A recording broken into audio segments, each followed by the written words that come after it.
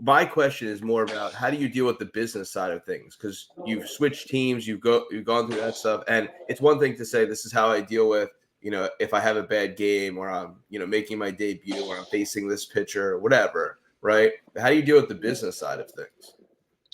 Ooh, that's tough. I can be pretty transparent. Yeah, I can be pretty transparent here. Um, all right, when I got DFA with the Royals, bro, I was heartbroken. I was heartbroken. Not even the fact that like I got DFA, right? If they would have just been like, if the business side of things said you didn't have to leave Kansas City, I wouldn't have left Kansas City.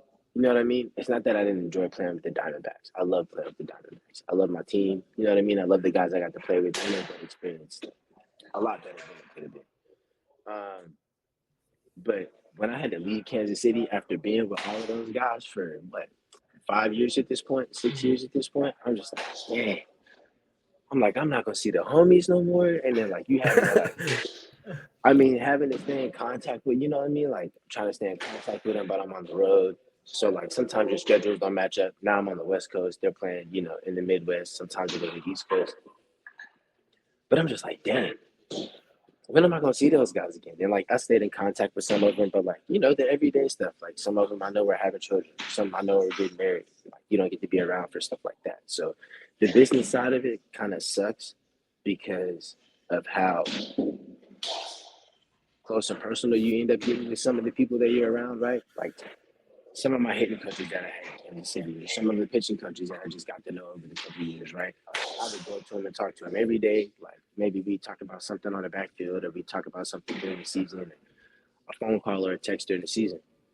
But then like now you're playing a different schedule, and you got a whole different group of people. You got to learn names and learn faces and what their roles are. And like new teammates coming in, like I remember this guy's face. You know what I'm saying? Like Yeah. da da da da. So like it all kind of gets lost in the shuffle. So the business side of it sucks because it's hard to be personal with the guys that you go out there and play with every day, and not knowing when you're gonna have to switch the group of people that you do that with. So it's like leaving Kansas City just because I loved them. You know what I'm saying? I could I'm sure a lot of guys feel that way.